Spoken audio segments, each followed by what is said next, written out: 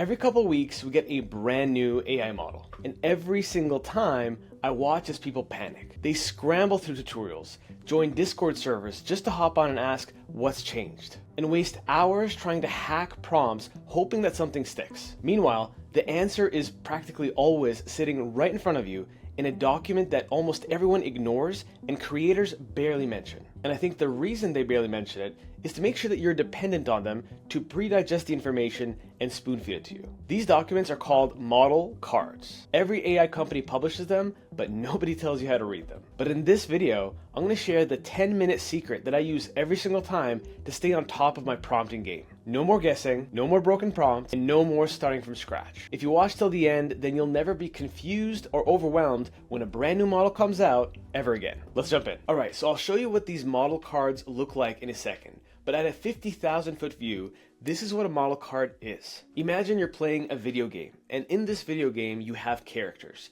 each of which have stats. Whether it's NBA 2K, FIFA, or any game that comes to mind where there are stats for characters. And in this case, as each company rolls out a brand new model, each model has a set of stats and benchmarks and performance metrics that a lot of people care about. But most importantly, they speak to what these special moves, these special powers, and the special limitations of each and every model is. This is an example of an actual model and or system card from OpenAI about GPT-5.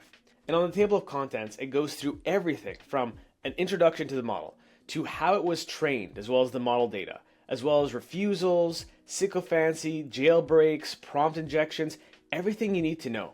And a lot of times people just guess or go by what they see on X to accumulate their knowledge about a particular model. But in this case, everything is written here. You just have to go through it. And luckily, we have language models at our disposal, so you don't necessarily have to read this. Now I do because I don't have a life, but you have a life. So let's find a way to make this work for you. So I said this would be a 10-minute workflow, and I'm not gonna lie. Basically how it works is, all you do is you grab model cards. Now in this case, it's helpful if you're using the same language model provider and you're going to the newer model in that family. So example, let's say you were using Claude 3.7 Sonnet and now you're using Claude 4 Sonnet. One of the many things that you could do is download both model cards and then ask a language model to compare them. And obviously to do that, it's helpful to have a good prompt. And don't worry, I got your back on that. Once you paste said prompt into whatever language model you want, Claude, ChatGPT, open source, what have you, you basically use this to do a master comparison prompt where you see the pros and cons of each, and ideally you go back and forth on your particular prompts and basically ask, here's my prompt that I used with 3.7 Sonnet, how should I change it ever so slightly for Claude 4 Sonnet? And you know what, instead of telling me, make the changes yourself. And more importantly, explain why you made those changes so that I know of these different limitations or brand new opportunities. And then once those changes are made, all you have to do is just apply and test it to your use case to make sure that it actually did a proper job. Now, is this foolproof 100%? I will say absolutely not. And one of the reasons is, let's say you apply this using the model card or the system card in a language model, and you're testing it via an API. That experience or that kind of feedback loop with the prompt results will be slightly or very different from what you might experience on the front end.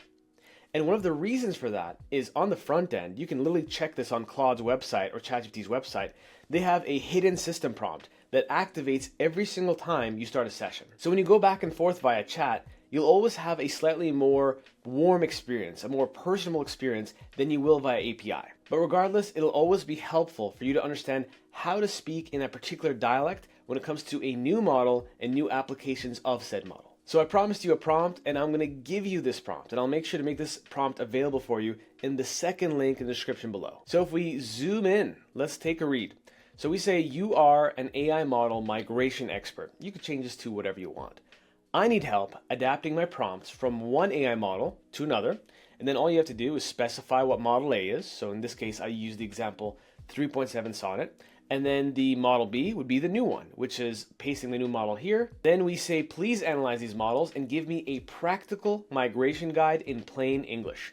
And then I walk through a few different parts. So in the first part, I say, look at the key differences that matter and tell me the 3 to 5 most important differences between these models that will actually affect my prompts. For example, how much text can each model handle? Do they prefer certain formatting? So you'll see with Claude models, the progression of them, over time, you'll notice that XML works slightly better every single time. And then on the other side of the spectrum, you'll notice that with ChatGPT models, as they add more and more reasoning, Markdown becomes less and less important, but it's very important still for non-reasoning models like GPT 4.1. And then naturally, this is an important question, which is, are there any major capability differences I should know about? The second part is about how to fix my prompts. So give me specific, actionable advice. What words or phrases need to change? How should I restructure or structure my instructions?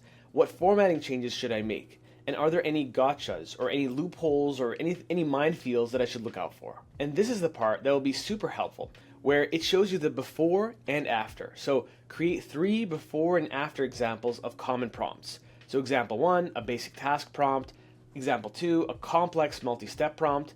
And essentially it goes through a series of different prompts, but I can also ask it and skip to part 5. You could scrap part 3, 4, and go to 5, where you say, here's my prompt, here's what I'm trying to accomplish, convert it using the knowledge you have, and then at the very bottom, we just reinforce at the bottom of the prompt, please write everything in clear conversational English, skip the technical jargon, just tell me what I need to know to make my prompts work. So without further ado, I'm going to copy this over into Claude AI, attach the 2 PDFs, and we'll take it for a spin. All right, so I tried to put it into Claude AI, but it was a bit too lengthy in terms of the size of the documents. So we're going to use GPT-5, and we're going to use GPT-5 thinking. And all I said at the very bottom was create a prompt that's basically a version of this, which is create a PRD for an app that I can use to automate the comparison of 2 models. So very basic prompt, just to show you how this could work. And look at this beautiful output.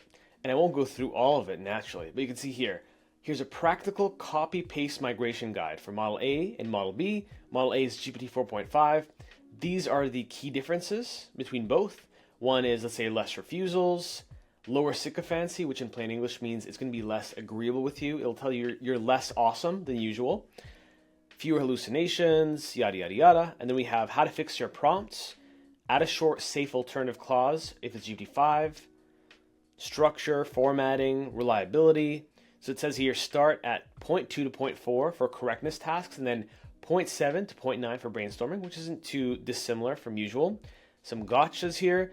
Don't include ignore previous instruction patterns, more likely to be ignored and risky with hierarchies in play. And then it goes through some before and after examples. So an example of a sample prompt with 4.5 and how you would change said prompt with GPT-5. And then part 4 is a checklist of everything you should take a look at.